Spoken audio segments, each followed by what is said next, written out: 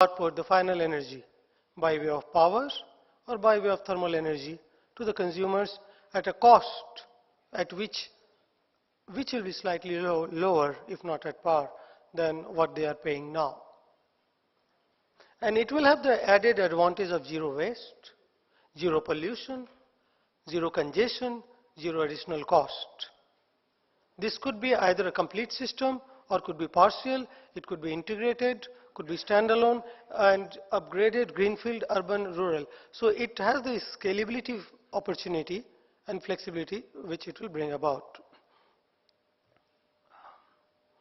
And this is an overview of end-to-end delivery structure which helps us overcome the typical challenges which we heard about yesterday and today.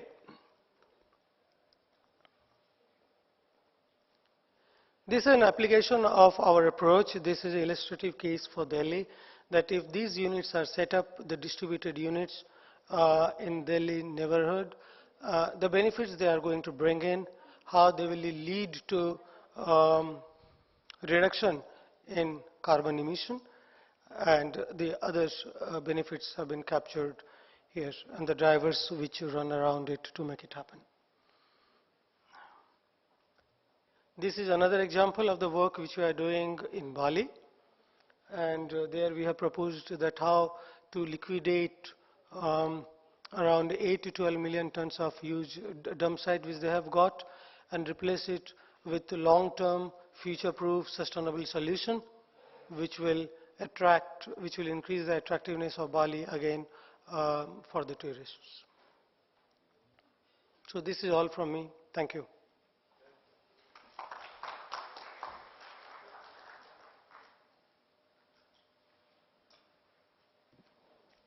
Thank you, Aditya.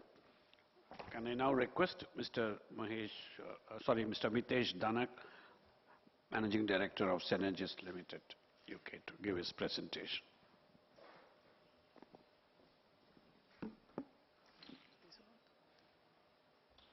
It's not that, it was in the other folder.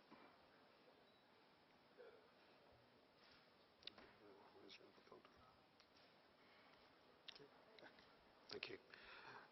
Mr. Radhakrishna and Bengal Chambers of Commerce, many thanks for the invitation to come and speak with you today. My fellow panelists, Mr. Ghosh, Mr. Bandiran, Mr. Sharma there, ladies and gentlemen, it is a genuine pleasure to be with you today there. I was asked to speak about the opportunities and also some of the challenges with the new technologies that are coming forward now. And to really try and draw out from that as to the experience within the UK and within Europe, and relate some of the experiences and challenges that are coming through there, and how that might affect the Indian marketplace and the Indian power sector going forward. When people talk about new sources of generation, you really looked at previously at centralized supply, you know, the big power plant shipping through the wires down to the individual home, to the individual office, and the farm for the irrigation as well there. And really where you saw things changing were things with solar PV, and where you had originally the very large solar parks, as you can see there, it started to move into domestic systems, small scale systems. You also have at the same time things like anaerobic digestion, which are plants which are methane generators there in farms that are being installed in the UK there, and of course waste plants like the one that Mr. Sharma spoke about there. The other technologies there were ground and air source heat pumps there. Now, heat is, of course, less of an issue in India. It's mainly about getting rid of heat. But in European climate and cold climates, generating heat, keeping properties warm, is actually one of the major uses of energy there as well. So I was going to focus really around the solar PV and a little bit about ground and air source heat as well, and how that's affecting people's thinking going off in the UK at the moment there. The other factor there is about energy storage, of course. You know, what Elon Musk and visionaries like him have sort of brought about is this idea that you can have energy at the right time. You know, no longer are you driven by when does the wind blow, etc., for wind and the like. And so you've got domestic systems which are linked to solar PV, And you see households now, particularly in places like Spain, who are now really saying that actually we can cut ourselves off from the grid. You know, we can generate, we can store, we don't need that going forward there. And you also see industrial installations, much larger ones, to store energy from wind farms and solar farms, and again, to release that. And the regulator in the UK is encouraging that by actually going out to auction and to go and procure supplies from this route, moving away from the traditional solutions like diesel generator sets, etc., to meet demand and the like there. The other area in the UK which is also quite strong is heat storage. So as I say, you need to heat up. You know, UK is sadly quite a bit cooler than India is. And the things that you look at there are things like district heating and domestic heating plant rooms and the like there, where you have essentially very large stores of water which are heated up, and then that heat is used in the property in the evening when the person comes home there. All of those things with energy storage, of course, is allowing things to happen on electricity grids, which is around peak shifting there. And again, the change and the way that that could affect the marketplace could be substantial, as I think earlier speakers have spoken about already there. The other bit for the prosumer is this point about remote control. So we speak about distributed energy management and aggregation. So what does that really mean? Well, in the UK, you have about 1 million individual solar installs on individual homes right across the country there. And what you're now seeing is interesting business models where people are now linking that up. So rather than having 1 million individual solar PV systems, you're now talking about a 2,500 megawatt solar plant there. Spread out, already established. In UK, planning is always a big issue, so you have no planning issues there as well, in that respect. And the impact of these things you see in terms of reduced transmission losses and, of course, improved grid management as well, because, again, it helps you move some of the peaks. The other area is about demand-side management. Some of you may have known a very visionary gentleman called Amory Lovins, who comes out of the US and invented this phrase negawatts for energy efficiency and like. What you're seeing with technologies like this one, which is a Hive controller there, is about improving the control of energy remotely and allowing you to finer control how you use energy in the home. And what you're seeing now is business models where people are allowing energy companies to actually control the heating, lighting, etc. in their own home. And those companies are then using that to actually trade off in the auctions there, to say that actually we can reduce demand side, we can manage demand side, and we can do finer load shedding there as well. And again, it's driving because for the consumer, they get a reduced energy package, they're making some savings there in terms of their energy bills. And it's also reducing, again, peak shifting again there as well. So you can see how these things are coming together. So the potential benefits are huge. And just to mention, just a couple that we see coming through.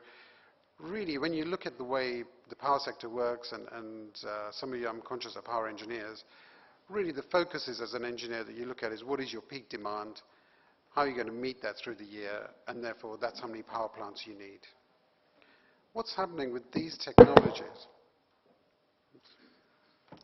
I think my chairman was saying, hurry up there. What you're seeing with these technologies is that it's changing that mindset. It's having to think in a different way, because what we're doing is reducing the peaks. So what does that mean? Now the UK, like India, is driven forward on the electric car. In the UK, it's driven by NOx emissions and the issues around air quality there, and urban air quality there. So that increasing demand, and the question is, how many more power plants are needed? Or how much can technologies like this actually create that headroom to allow us to proceed without having to build lots more there? The other benefit I'll just drag into this is about consumer engagement. So the UK consumer, what you tend to see is that they have little understanding of their energy bills, and it's very difficult to do that. Even with the new smart meter program, there is confusion around what's happening.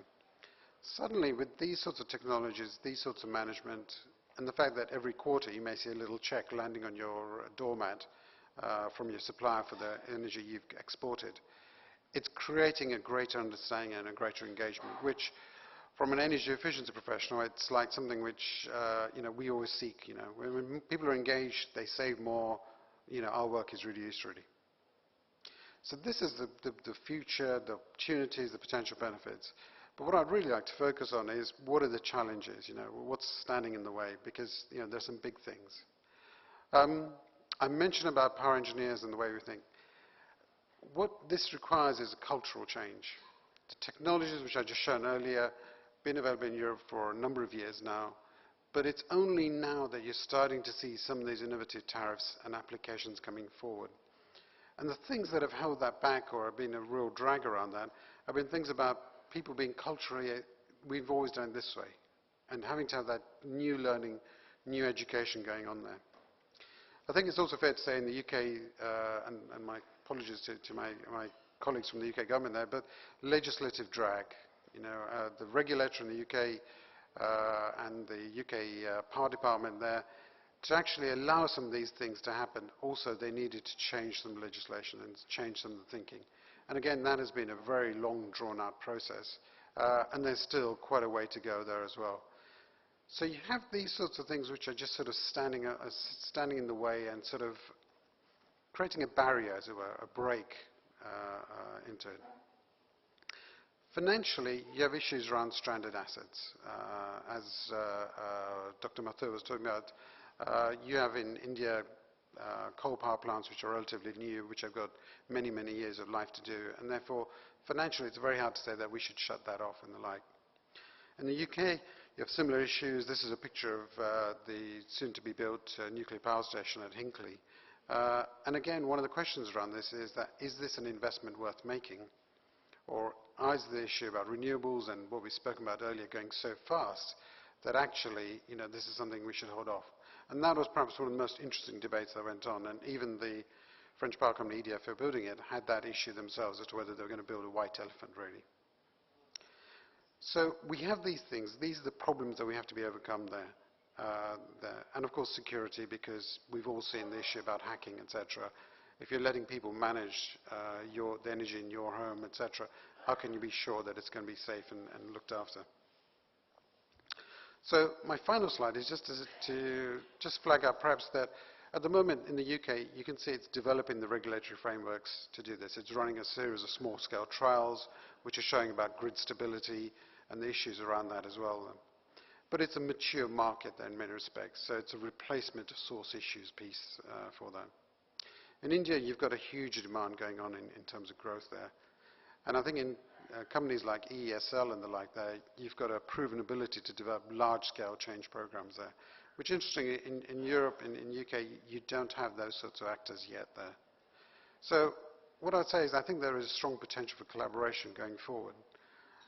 And what we've tried to show there are some of the interesting things that will come out. But in reality, in 2 years, 3 years' time, if I was come and stand in front of you again, I'm sure that will be even more different to what we said there. Thank you for your time.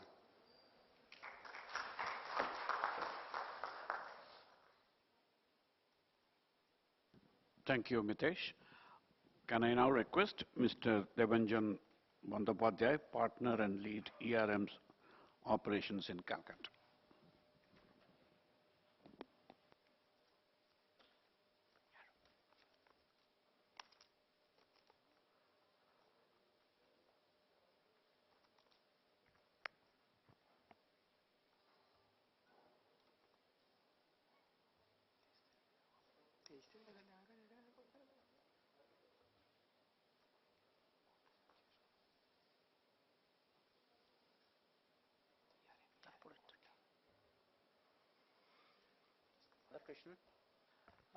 Good afternoon, ladies and gentlemen. I would like to start by thanking the Bengal Chamber of Commerce for considering us to be the sustainability partner in this very important conclave that we are participating since yesterday. In addition, we happen to be closely associated as ERM with the country partner over here. ERM is an organization originated, started off in the UK sometime in the late 1970s. And then, of course, we have grown into a global organization with a footprint almost all across the world. But as of now, our headquarters still remain to be in London.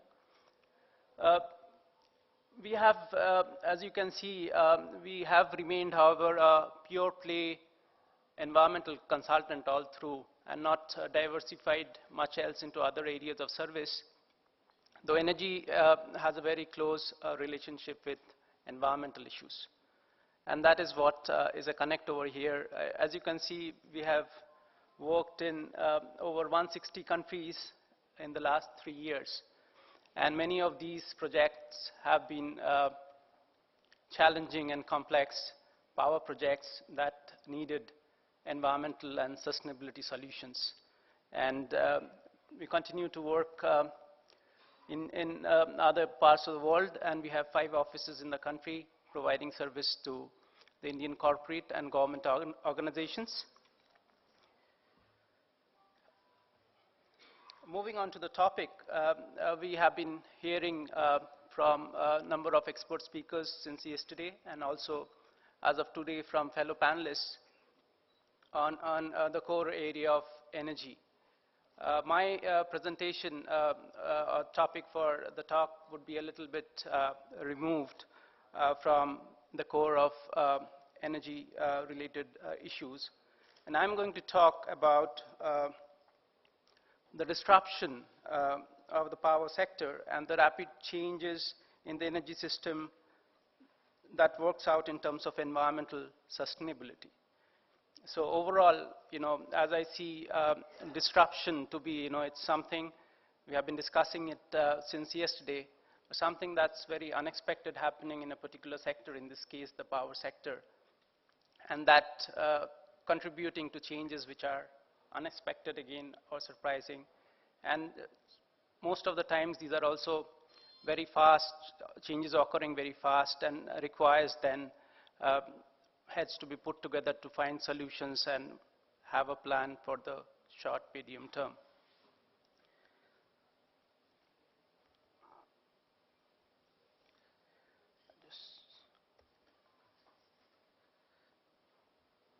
Yeah.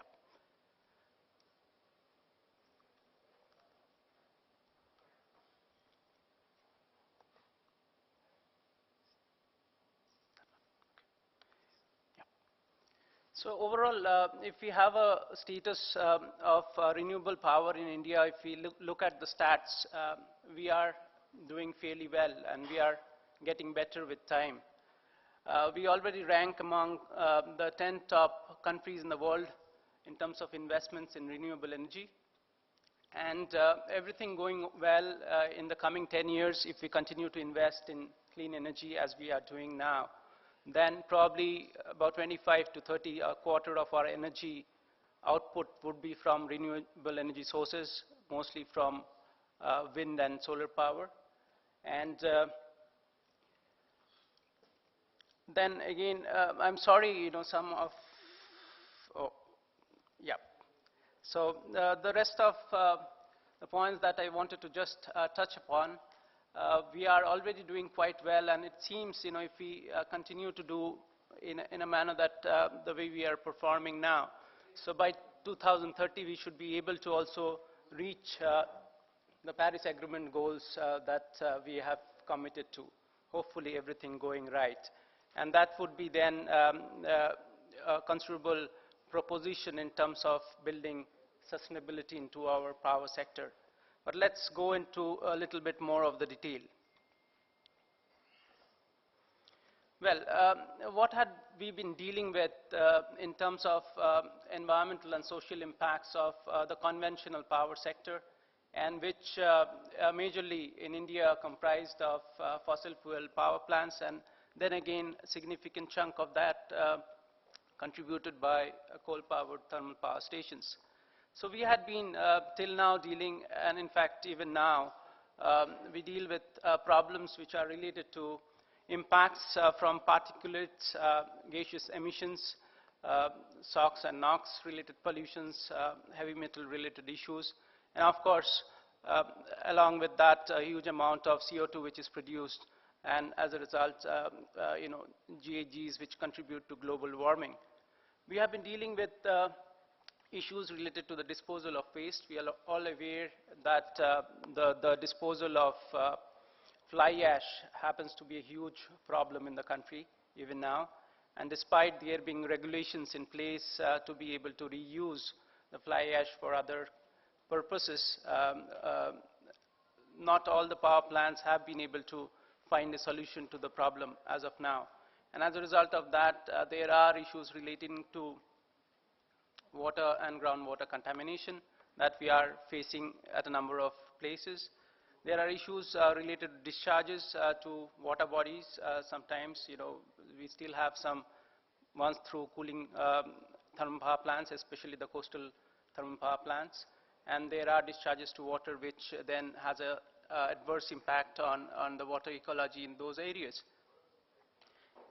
If we consider hydro power plants also to be one of those, part of conventional power projects, so the larger ones have their impacts on ecology of the riverine ecosystem.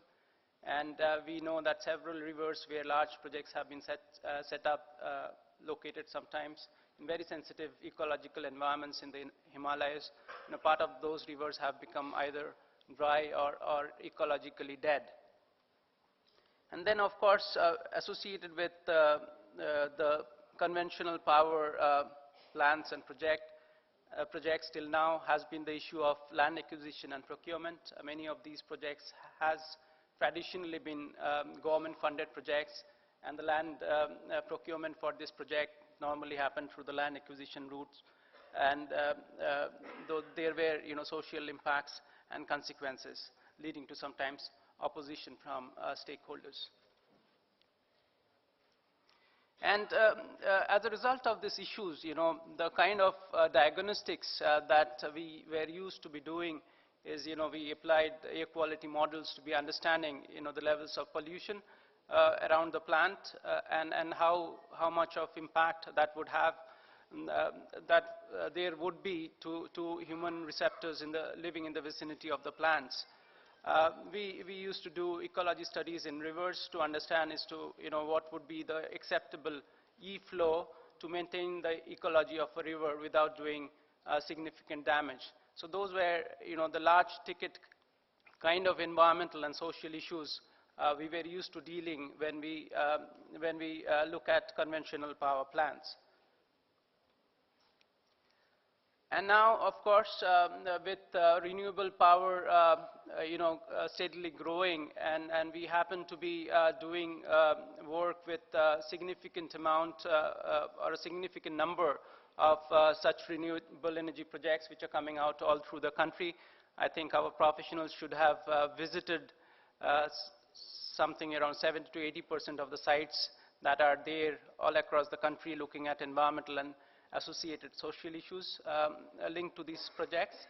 And the newer kind of studies, and as you can see now, the scale, severity, and the intensity of pollution or the environmental impacts is considerably, lesser in terms of the issues that we are dealing with in terms of renewable energy projects. So now we are doing bird and bat studies, for example, for our wind energy projects. To try and ensure that we don't have high number of mortalities to avian population of bats by their coming and colliding with the blades of the WTGs. We are trying to ensure that, sets of WTGs where they are located, they don't come in the way of migratory bird paths and try and accordingly propose alternative sites. And there, of course, is a lot of land procurement associated with so many plants coming up together. But interestingly and differently from what it used to be, most of these lands have been acquired, and many of these renewable energy players are private sector players, and they are basically going into negotiated land procurement processes and not running in acquisition mode. So in this, there is more transparency and there is equity and fair play in the way that land is being brought to set up these projects.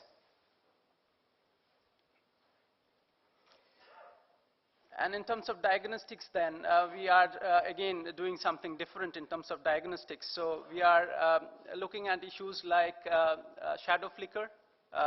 That's caused by, the blades which are moving and, sun falling on them, and the shadows then disturbing nearby residences in the vicinity. And so we are trying to analyze as to, where are the locations of the residences around the WTGs, and to see that, we can avoid such kind of effects happening from WTGs. Also, for that matter, noise, we model noise to see as to, what would be the areas around the WTGs where noises will be high, and the noise levels will be higher and disturbance caused by WTGs operational, because they run throughout the day and night. And so we try and propose mitigation measures, or, in terms of site-related advices, site alternative related advices to the proponents in such cases.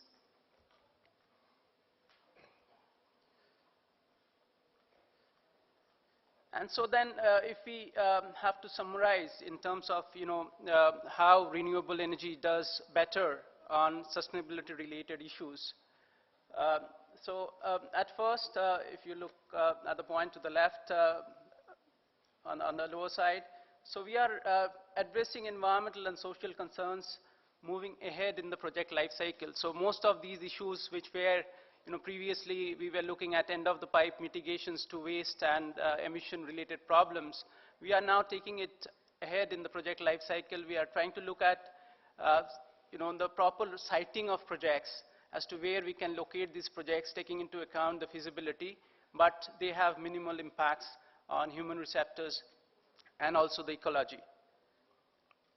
In terms of procuring land, as I mentioned, so mostly through voluntary mechanisms, and that's quite a shift in a country like India. And we know that renewable energy is land intensive. In fact, it requires more land than the same capacity thermal power plant or a fossil fuel fired power plant would have required.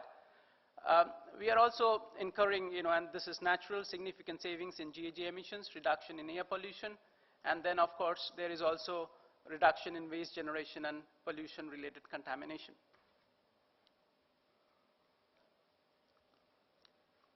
But then again, let us not get carried away. Renewable energy is, we did talk about decarbonization yesterday and today, but in the short and medium term, we all need to appreciate that, fossil fuel power plants are there to stay.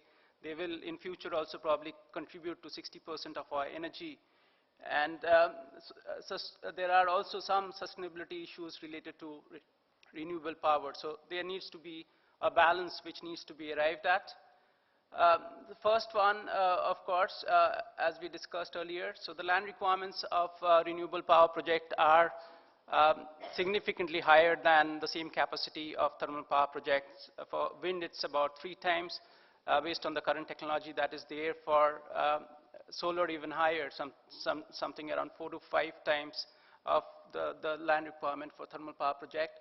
We know it's a densely populated country, and there